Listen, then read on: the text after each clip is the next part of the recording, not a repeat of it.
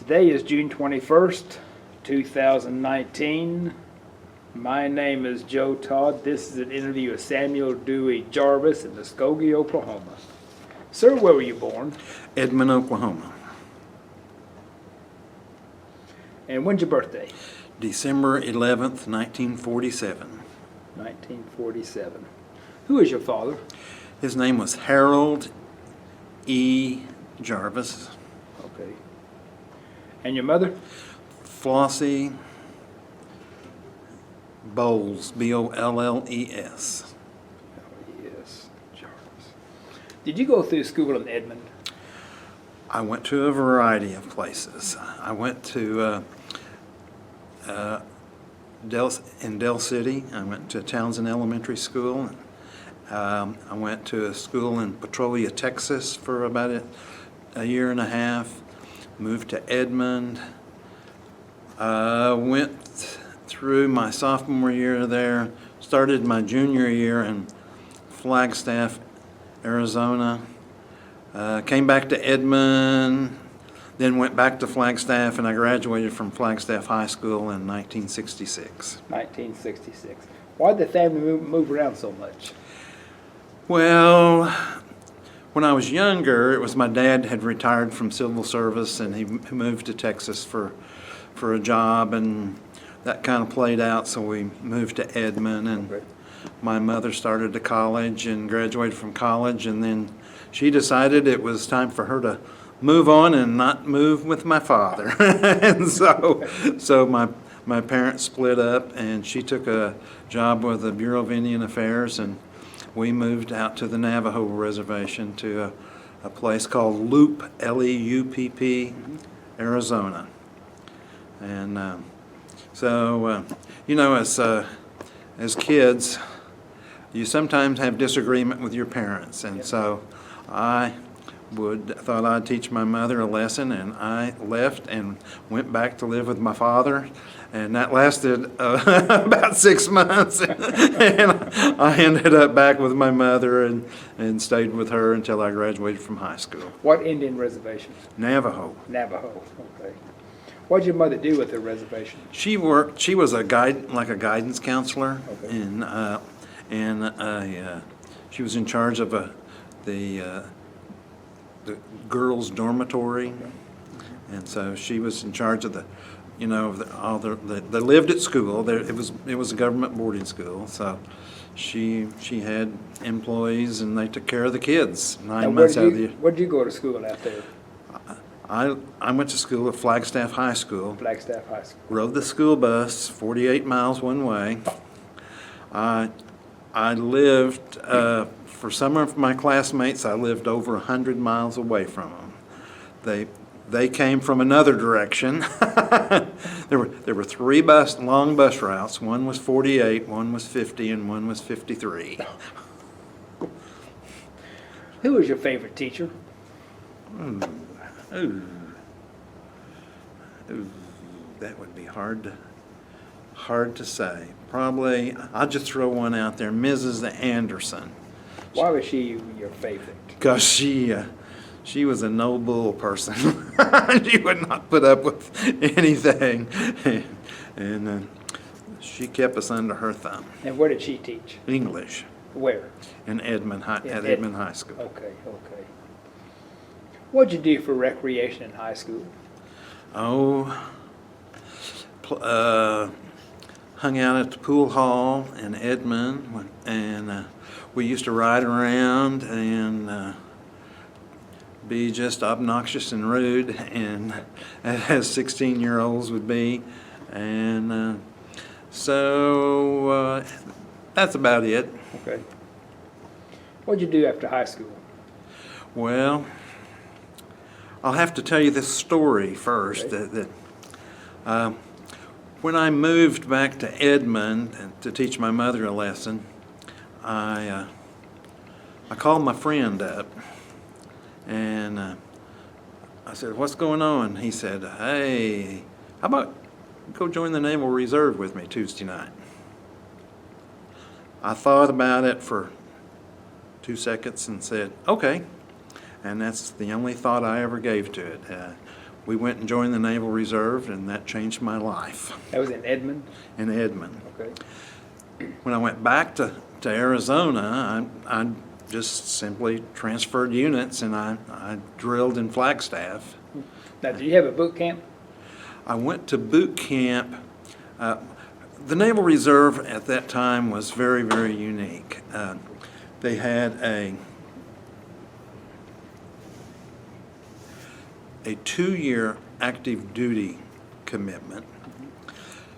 But what, in the first 18 months, you drilled, you'd go to boot camp for 2 weeks, and I went to San Diego for 2 weeks for boot camp.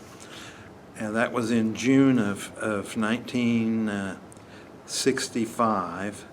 And then in August, I went back to San Diego and did a 2-week cruise on a ship. So I went to boot camp and then went to a ship. And then that was that portion of it. And then I just drill every month. Tell me about your boot camp, your 2-week boot camp.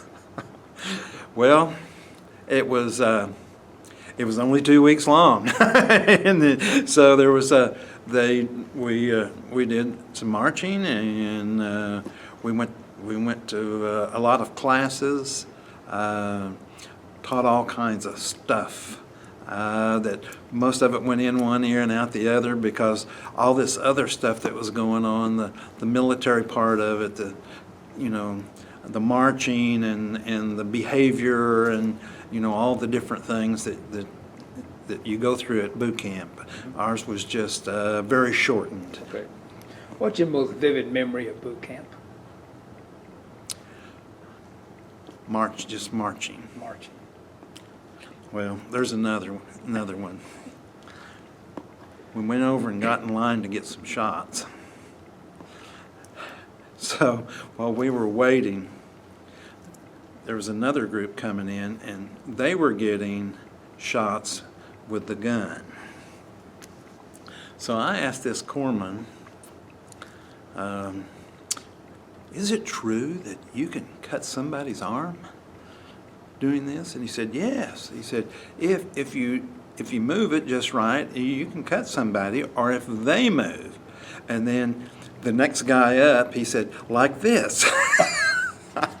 And then he said, you need to go in there and get some Band-Aids on that. So that is a vivid memory. I'm sure the guy that got cut didn't appreciate it at all. Tell me about your petty officers. Oh my gosh. At boot camp, it was, a guy yelled at me because he said something, and we're in formation and standing there, and I didn't hear him. And I looked at him, and he called me a name, and I never looked at him again.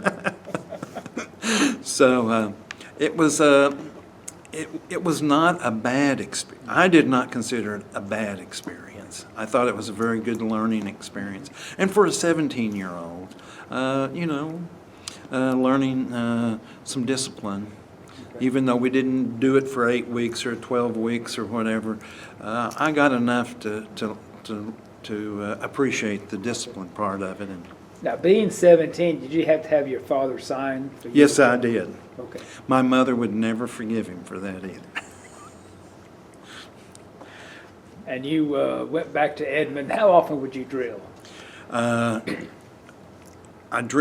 I was living in Edmond, we drilled every week. Okay. Every Tuesday night, I went to Oklahoma City and drilled. The Reserve Center was on 23rd, right down from the Capitol building. What would you do in your drill weekend? Go to Or class. Tuesday night. Go to class. Okay, go to We class. we had formation. We'd do maybe a little bit of marching, but most of it was on. They had a curriculum. They had all kinds of stuff that we, from NBC warfare to guns and just a little bit of everything. Okay. And you moved back to Flagstaff, and you transferred to the Naval Reserve in Flagstaff? In Flagstaff, and they drilled a full weekend. So I would, on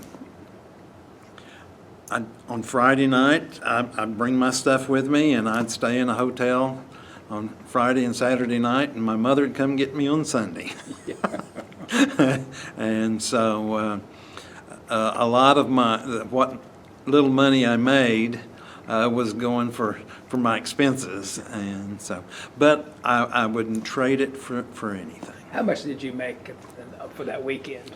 My quarterly check, I got a check every 3 months, and it was probably less than $50. So it was not a whole lot of money. Okay. Dollar, well, actually, it was even less than that. It was $1 and something a drill. Yeah. Tell me, who was the commander? We had several officers that were from Phoenix, and they would drive up. These were guys that normally would drill in Phoenix, but once you got, you had to have a slot somewhere, and sometimes the slots were not available. And the opportunities that like to be the executive officer or the CO would not be available in Phoenix, and so they would take a slot in Flagstaff for 2 or 3 years and get that on their resume. Okay. Now tell me about the cruise you were on. Well, it was one of those deals. It was your normal Navy mess up. It wasn't planned. So we reported to this ship. I had orders to go to this ship. So there was a whole group of us, and we reported, and the guy yelled at us, but why are you here? We're here for 2 weeks. We're leaving for Vietnam tomorrow. Do you want to go with us? No? Well, go back to where you came from. And so we went back to this building, and they reassigned me to the USS Calvert. USS Calvert. And that was an APA, I think it's 32. Now, what kind of ship is the Calvert, APA? Troop transport. Troop transport. And for the amphibious forces, you know, when they had these boats the flat bottom boats, and they'd load them in those, and they'd run them right up to the beach, and they'd drop down. Those guys would come off there. So is that the Higgins boat? Yes, Higgins out of New Orleans, Louisiana. Now, what was your job? What did you do on the Calvert? I got stuck in the as like a clerk. I was striking to be a yeoman. I didn't know what a yeoman was, but that's what I was going to be.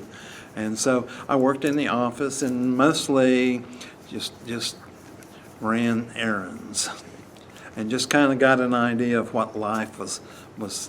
It was a great experience because I was much better prepared when it was time to go on active duty. So, now, where were your quarters on the Calvert? we were in just a regular place that we're a sleeping area, and they have a variety of those places. And How far down in the ship? Oh, it was only a couple of decks down. Okay. And the bunks were stacked how many? 4. You had which bunk? Oh, whatever was available. I don't remember. It's just you just take one, and some ships there are only 3, but I think the Calvert was 4, and because they would bring on 1,500 people whenever they would be transiting to taking people wherever they were going. Now, when you went aboard the Calvert, where did the ship go? We just went out to sea. We were fortunate that we actually got underway, because there's sometimes you go on a 2-week cruise aboard a ship and it never gets underway. Now, did you have a general quarters on the ship? Yes, we learned, but it was just you follow this guy wherever he goes, because and I don't even remember where that was. Did you have a place to abandon ship? I don't. That's been a few years ago. Yeah. What's your most vivid memory of the Calvert? It was an old ship, and it was a ship that was actually built to be a cruise, like a cruise liner. And it had a very unique stairwell for the officers, for going into officers' quarters. And I assumed that every ship like this was going to be like the Calvert. And when I went on, I was on active duty and I was on board one. I was shocked that it was totally different. Depending on who the builder of the ship was and whatever the blueprints called for. But And you were on the Calvert 2 weeks? 2 weeks. Okay, so after the Calvert, you go back to your reserve unit? Went back to my reserve unit, and then I transferred to Flagstaff. And let's see, I don't think I went on another. That was in August, so I didn't go on any more 2 weeks. I went in June of 65 and August of 65. And then my next stop was going to be active duty. When did you go on active duty? In August of 1966. 1966. Now, Vietnam was going hot and heavy then, wasn't it? Yes. Okay. Did you think you'd go to Vietnam? It didn't make any difference. Okay. You know, it just was not. I was just excited about going. Now, all these guys from Oklahoma City were going to the West Coast. My friend that I joined the Naval Reserve with, that I talked about earlier, he went to Monterey, California, and he was on shore duty. He was an electronics tech. And so I just wanted to go, and I wanted to go to sea. So I'm going to lead you into this. You don't even have to ask this question. So when I reported to Charleston for active duty, folks came in from all over. So we went to sick bay. We had all this stuff. We did all these different things get ready to be on active duty. And so I go in and to sit down and talk to this guy. He was a personnelman, and his job was to assign me to a command. And he asked me a few questions, and then he said, Jarvis, I'm going to assign you to Commander Amphibious Group 4. I don't want that. I don't want that. I want to go to sea. Shut up, Jarvis. You don't know what you want. And I said, well, I really want to go to sea. He said, you're going to Amphibious Group 4 in Norfolk, Virginia. Okay? End of discussion. Dadgummit. So we had gone through everything, all the shots. I may be repeating myself, but we were ready to go. So everybody get all your stuff, be at this place at 4 o'clock. We had our sea bags, had everything. We got on the bus and we went from Charleston, South Carolina to Norfolk, Virginia. So we got there in the middle of the night. They told us to get in a rack, and so they got us up after about 2 hours of sleep, and it was time to report to our commands, and we went in all directions in Norfolk. And so I reported aboard to Commander Amphibious Group 4. And so I was a little shocked, you know. What is Command Amphibious Group 4? Okay. Has a 2-star admiral. It's responsible for a group of ships. We had 3 squadrons of amphibious ships We were still in the World War II mode, where we were going to drop Marines, mostly Marines, on the beach. So there's a variety of ships that are responsible for that. We also had some LSTs that they take tanks, and they put tanks on the shore. And we had the first of the helicopter carriers. And so I was on board the USS Guam. USS Guam. There's my hat. I love my hat. And so I reported to the Guam, green as a gourd, and so I asked the question, when are we going to sea? We're leaving next month. We're going to go on a short cruise. Where are we going? We're just going to go out into the Atlantic. Oh man, we're not going to any ports? No. Oh man, what are we going to do? We're going to get astronauts. What? We're going to go recover astronauts. So what kind of ship is the Guam?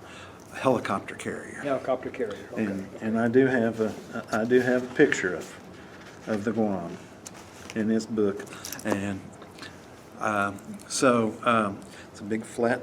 It looks like not a real small carrier, but it looks like an aircraft carrier. And they were moving towards, instead of dropping them on the beach, is by helicopter, putting the Marines on the beach or some other place, hot zone, in helicopters. What helicopters do you have on the Guam? Oh, well, I'm not an Airedale. I don't know. Yeah. I don't know what kind they were. Now, what was your job on the Guam? I was a clerk typist. Clerk typist. And so I was assigned to operations and plans, and what we were responsible for is the development of operation orders, plans, and we did a variety of things. The first shock, one of the first shocks, was that you got to fill out all this information. You have to have a top secret clearance. Okay, so I filled out all this stuff and typed it all up and sent it off, and so that I could have access to classified information. I also underway. We stood underway watches. We always had radios, and we would be up on one of the bridges, and we'd be in a big room, and we'd have 5 or 6 radios going on, and 2 or 3 officers in there, and we were keeping in contact with either ships that were in our group in formation. When we were doing the astronauts, we had the White House, we had NASA Houston and NASA down in Florida, Cape Canaveral then, and we talked. That said, we got underway. Jarvis, do you know how to talk on this radio? No, sir. We'll teach you.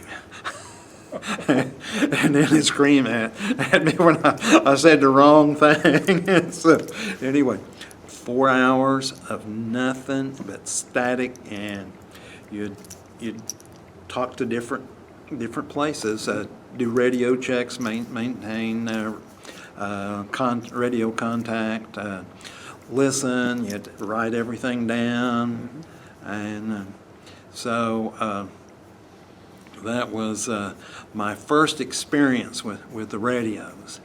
But one of the things I learned real quick is that just because you have a job specialty, that doesn't mean you're going to be doing that. you need to be prepared for anything. So and I'll tell my astronaut story now, because that's one of my favorite things about my active duty is we had some privileges that other people didn't have. Such as? Well, we could go just about anywhere on the ship. Okay. And they didn't mess with us. Nobody said anything. We had a deal on our left, let's see, on the right sleeve, and it tells your command. So mine says Confib Group 4, and so with that, nobody, and we wore regular our white uniform, and that is one of the hardest things in the world, is to stay clean on a ship. and so anyway, we just had access. And so I'd work in the office, and I was just a gopher because I didn't know anything for that cruise. And then stand watch. What watches did you stand? Oh, usually it was the 8 to midnight. And where did you stand your watch?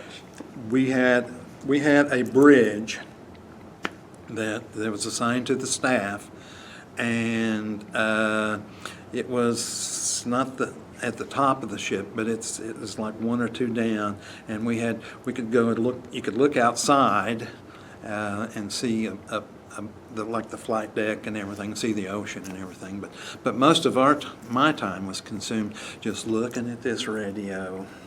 4 hours on, 8 hours off, and it was quite an experience. So the day of the recovery, that was my most unique experience. Was it Gemini, Apollo, or what? Gemini 11. Gemini 11. Conrad and Cooper, they made the Gemini 11 flight, and they also did an Apollo flight. So I didn't have a watch, so I just roamed around to find a spot. So I had a great spot, and we're watching, and all of a sudden somebody said, "There they are." And this huge orange and white parachute just coming down like that. Hit the water. The UDT was in a helicopter, and The UDT. underwater demolition Okay. team. They hit the water, jumped out of that helicopter. They put this thing around, a device around the capsule, got the astronauts out. They hiked, they had a deal. They sucked them up into that helicopter and then brought them on board. So I managed to maneuver my way so I could watch, looking down at what all was going on. The admiral talked to them. They each gave a little speech, and then they headed into the side of the ship, headed to sick bay, and I maneuvered my way. And I'm standing there as they walked right by me. I could have touched both of them. That was my most unique experiences of seeing astronauts that close. And so we got to watch them, what they were doing. They brought the capsule on board, and the folks from NASA were on, and then there was the what was the name of that group? It was about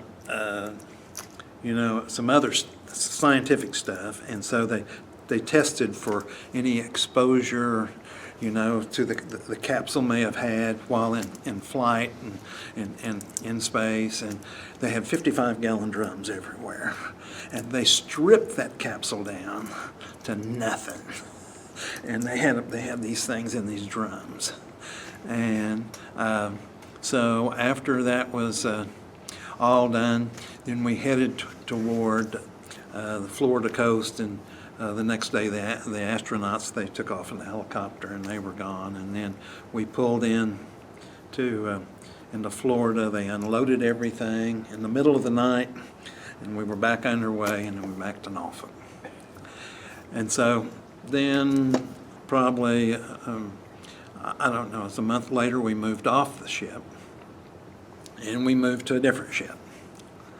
And then we were on the USS Francis Marion. USS Francis Marion. And I think that was, I can't remember, APA 2, I think it's 247. And it was a troop transport.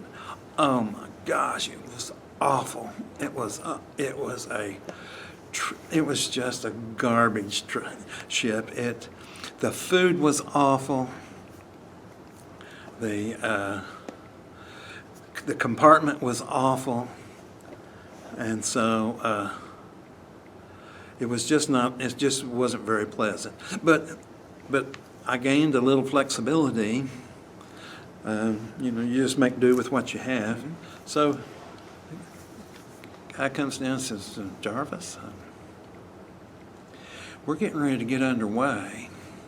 This guy was an E8, and he said, you're going to work for me during this cruise, and you're going to stand weather watches. Weather? I thought I was going to be a yeoman. He says, well, you are, but you're just doing watches. So he said, now this is going to be one of these things you're by yourself. So he showed me the room, and he worked 12 hours during the day, and I came on at 7 at night and worked till 7 in the morning by myself. So there was a huge radio, and it had like a giant tumbler on it that go around, and it had with a stylus, and you put this piece of paper on it, and you clamp it down, and then you have a list of weather maps that you have to copy. So you watch your watch and turn this thing on, make sure everything's going right. You hit the tumbler going, and then at the right time you hear the signal and hit this button, and a stylus would come down and it would do a weather map. And then you'd write the time down and then put GMT. So the second or third day I said, well, you added time to it. Well, what's this GMT? Greenwich Mean Time. Okay. And so I did that for about a month, and my hearing's never been the same. And so Why? Oh, the exposure to this radio receiver. And then I went back to the old way. I went to school and learned how to talk on the radio, and then I stood watches only underway. And then sometimes you got to change. One time they said, hey, we want you out on the bridge.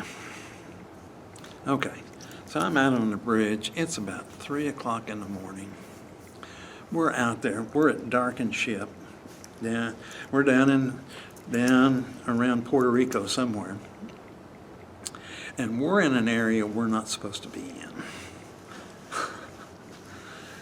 And I'm up there on the bridge by myself. It's pitch black. There's no light, and all of a sudden I see.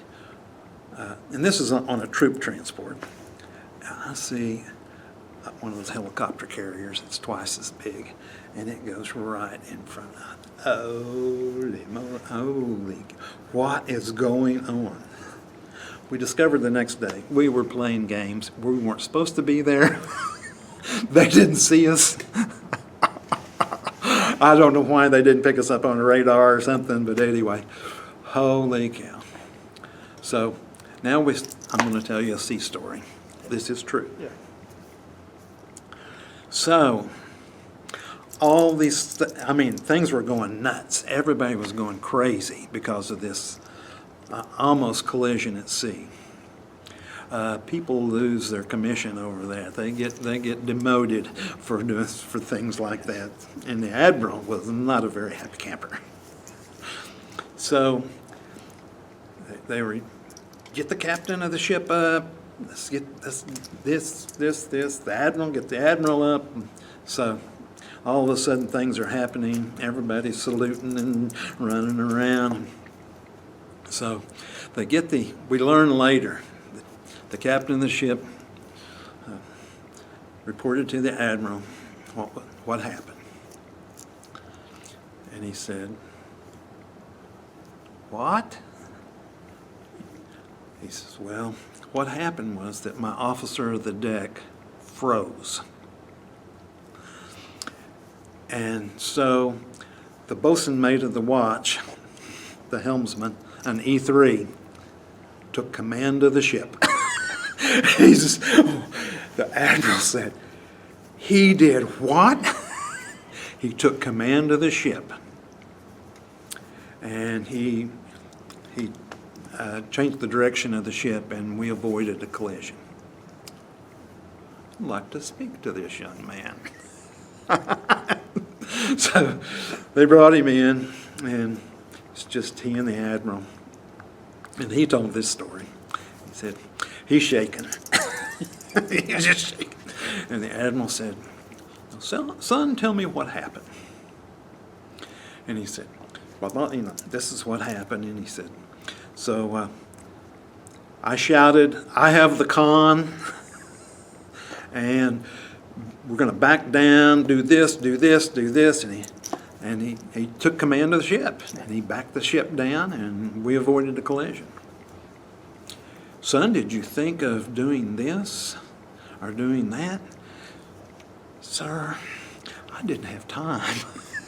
He said, "We were getting ready to hit. This was bad." And so he said, "Okay, this is what you do if this ever happens again." "Yes, sir." "You are dismissed." So he headed to the door, and the admiral said, "Son," and he turned around and he said, "Thank you very much." And that story, that was told by the guy that it actually happened to. And the officer that froze, he was gone. He was gone. He was processed, and out of the service he went. And he was a career sailor, and he didn't have a career anymore. But there was all kinds of stuff going on, just everyday things. After that, we'd go to sea. Something just dropped in. I had a 2-year active duty commitment. So this was, they came around and said, "Hey, anybody want to go to Vieques, which is an island off the coast of Puerto Rico? We need somebody to go down there for 2 weeks to be on this exercise." So everybody's, I don't want any part of this. I don't want to. Wait a minute, I'm just getting ready to get out. That'd be great. I wouldn't have to put up with all this other stuff. I could just go down there. So I volunteered. So I went to Vieques. It's a marine. It's a little island, and they have a very small marine base. So there's like 4 officers and myself, and a photographer's mate. So we go to Vieques, and for 2 weeks, and we ran an exercise with Marines and ships and stuff, but we also had some fun. And so I had a top secret clearance, but I didn't have a place to sleep. So they had a group of communications technicians, which are all classified. They have all the radios, and it's all classified stuff. And they had a Quonset hut, so my officer made arrangements for me to sleep there because I had a clearance. That's the only time that clearance ever helped anything. I had a place to sleep. But I got to do that for a couple of weeks, and we flew in, did some flights in the helicopter, and so it was one of those just real unique experiences. But the rest of the time, you know, I discovered later that most of the things that we did were unique, that other folks didn't have those. The admiral would get a hair, he wants to move off the ship, and he wants to be on shore duty for a month. And so we would move off the ship and move over to in Norfolk to the amphibious base and we loved that. And what did you do while you're on shore? Typing operation orders, doing all kinds of stuff, and but we didn't stand watches. We didn't really have duty either, and so we loved to go. But we'd go for 2 weeks or a month, and then we'd be back on the ship and the old routine. You were still on the Francis Marion? We were on the Francis Marion, and we moved off the Francis Marion to the USS Taconic. USS? Taconic, Taconic. And it was an AGC, later changed to LGC. And it was an admiral ship. It was a ship, a command.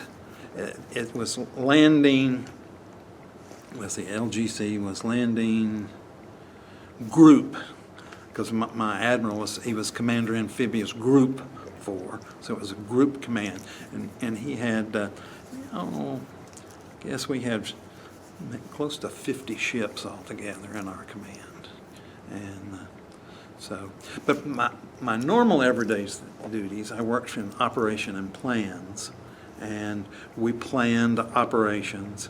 We planned there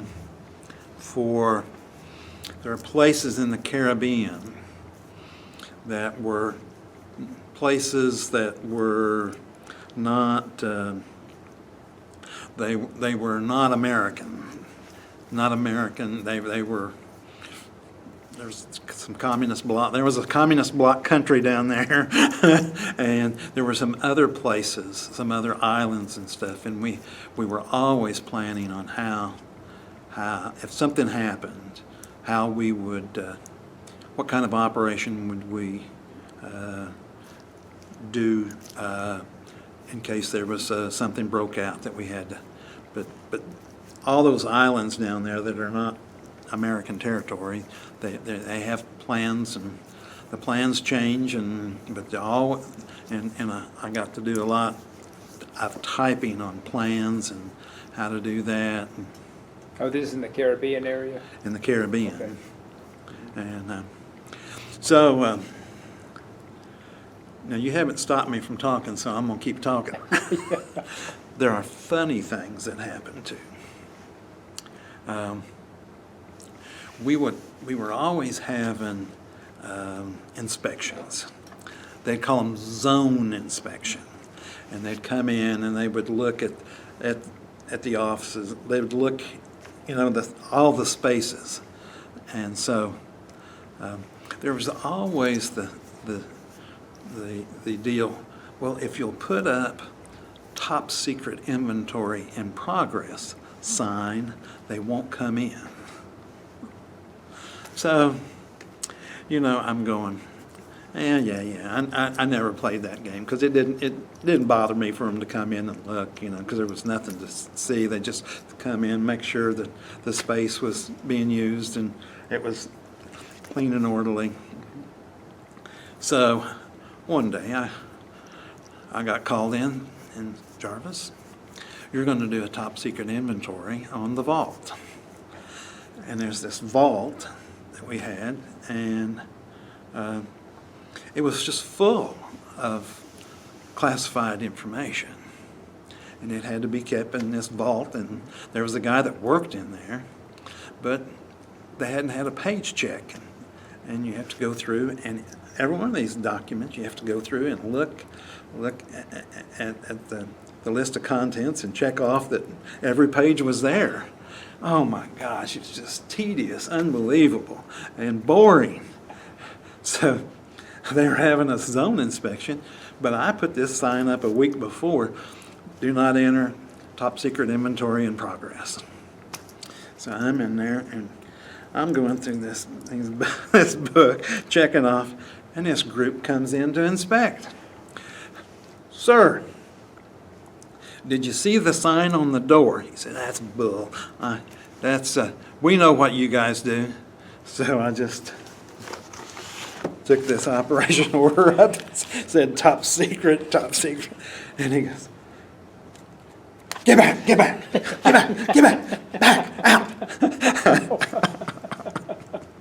And that's the only time that I was involved in a top secret inventory, but it was just one of those things, you know. And but there's always something going on, and I don't know what people think we do, you know, at sea or our sailors doing, but there's always something. I'd like to ask, why was the Calvert in that area it wasn't supposed to be? And when you're playing war games, Okay. you cheat. That was Taconic. That was the Taconic. And you just cheat. Okay. That's when They're not all honorable people. Is that when the E3 took over? Yes.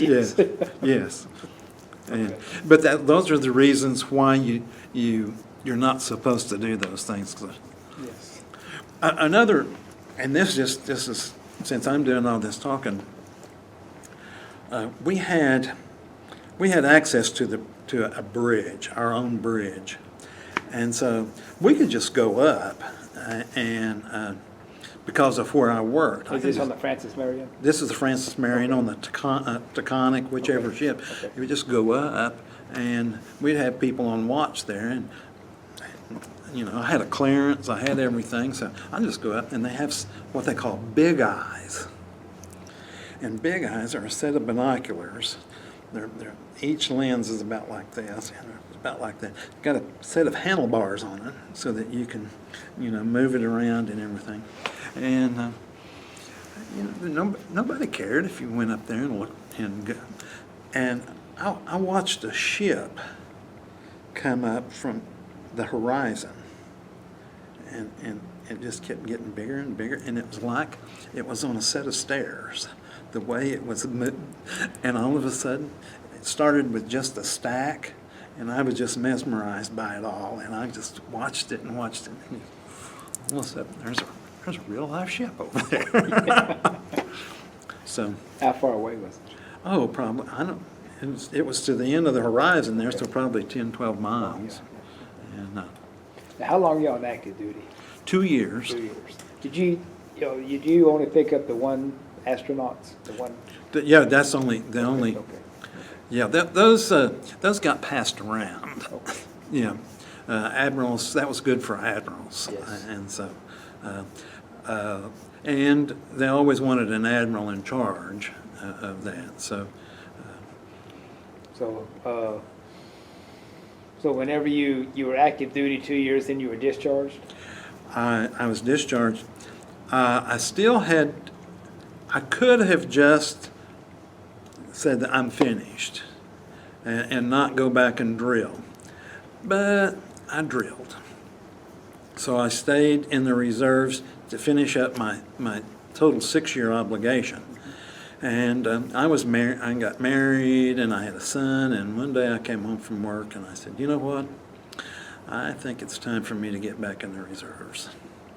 And so we discussed it. She wasn't all for it, but we discussed it. And so times were a little tough money-wise, and you know, I just graduated from college, and it was a little tough. So I got back in the reserves, and then I stayed in the reserves I had 6 years already, so I stayed in reserves for 14 more and retired when I think I was 38 when I retired. And You retired when? Now you're going to ask that question.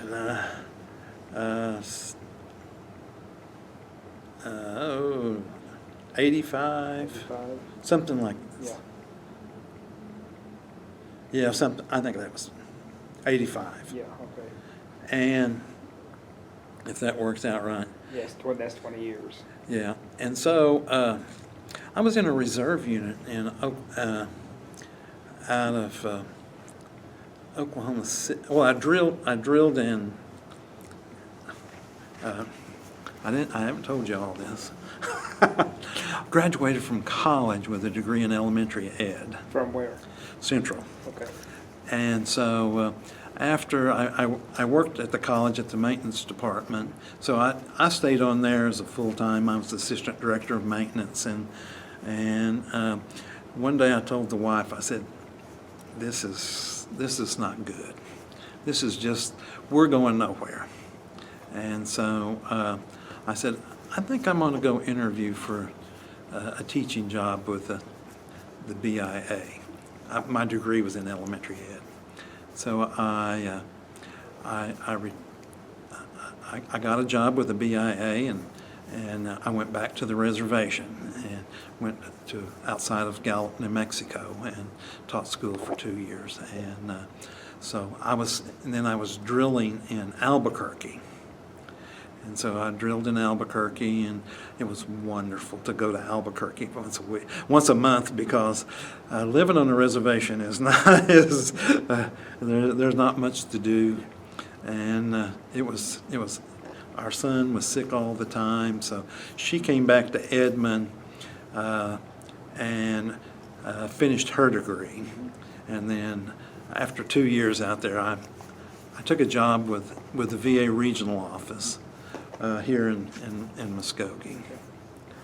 And so that was a good job, because it being a veteran myself, and I was still in the reserves, and that's just a great place. And so I worked for the VA for 35 years. What did you do for them?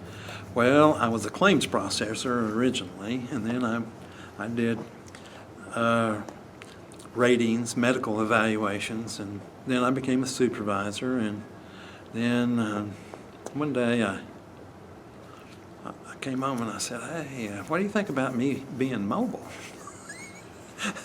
And she says, what does that mean? I said, well, we could move. She said, well, that'd probably be all right. I didn't realize how mobile I was. So I took a job in Pittsburgh, PA, and then from Pittsburgh we went to New Orleans, and then from New Orleans went to Denver, and then from Denver we went to St. Louis, and I was the director of the Records Management Center in St. Louis. I had 20 million records, and then from there I came back to Muskogee, and I was the director here in Muskogee for my last 5 years. And so with that job, it's all veteran stuff, just all veteran, taking care of veterans. And so I had, and it was my choice. I like to go out in service. And I had some very, very unique experiences. And one of my favorite was I was living in Louisiana, and I was at the American Legion State Convention, and I was speaking, and I said, are there any black American Legion posts in Louisiana? I need to talk to you. So I met this guy, and he was the post commander of this American Legion post, and he lived on this land that his forefathers were slaves on. It was a very, very interesting time, and I went to his post a couple of times, and I always look forward to seeing him because I just love to talk to him. He was just a neat character. And and this will be my last story until I ended up over in a place called Opelousas, Louisiana. I don't know if you've ever heard of that. And they had an Air Force chief warrant officer retired as the post commander. And he was from Louisiana. Couldn't understand a word he said. And I kept asking him to repeat what he said. And so a couple of days later, I was talking to a friend of mine, a Louisiana person, and I said, I embarrassed myself so bad. I said, that guy over there in Opelousas, he kept saying things I couldn't understand a word he said, and he started laughing. I said, what are you laughing about? He said, he was just doing that. I said, what do you mean? He was interested in what you were. He was interested in whether or not you were interested in what he was saying. I said, that dirty dog. But I got to travel, and I got to service veterans, and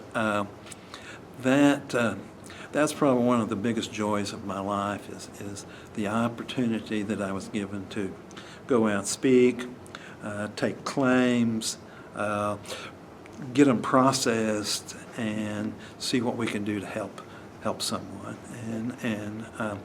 And this is not bragging, but I made a difference in people's lives. Now, I wasn't always successful, just because not everybody's entitled.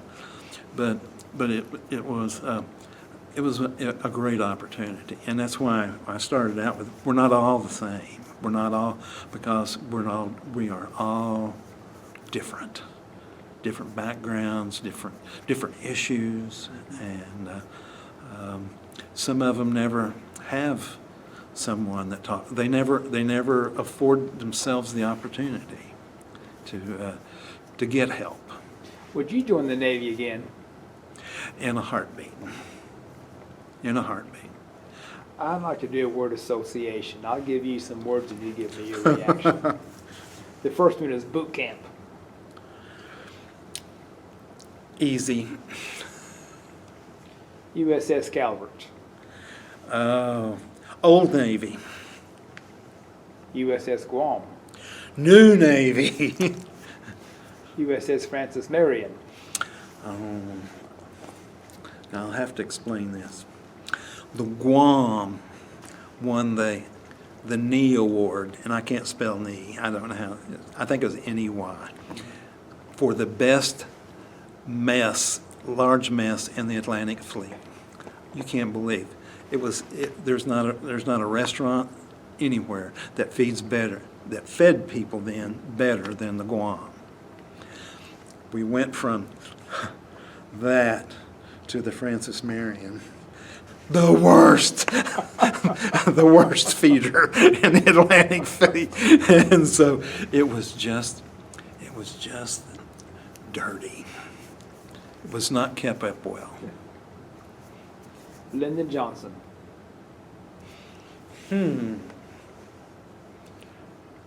That's one word. That's the one word. No. Well, I would be less than honest with you if I didn't tell you this story. I dealt with because of my position and my access to officers. I was listening to conversations. The only time I've ever heard officers speak ill of the President of the United States. And the guy that I worked for, a commander, told a Marine major, "Shut up, there's an enlisted man in the room." And Richard Nixon. that's a mixed bag. he was mixed. Gerald Ford. Gerald Ford. Uneventful. How do you want to be remembered?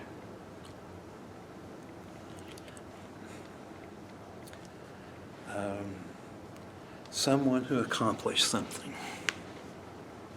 Well, sir, this is an excellent interview. Oh, I hope I didn't bullshit you too much. I want to thank you for your service and thank you for the interview. Well, hey, I appreciate the opportunity. I hope that you took away how important my experiences were to me, and I've often wondered, well, what if they called me back today? Well, I'd go. I might not be a very good sailor now, but I'd go. But thank you. And again, this is June 21st, 2019. My name is Joe Todd. This has been an interview of Samuel Dewey Jarvis in Muskogee, Oklahoma. Thank you. Okay. Now.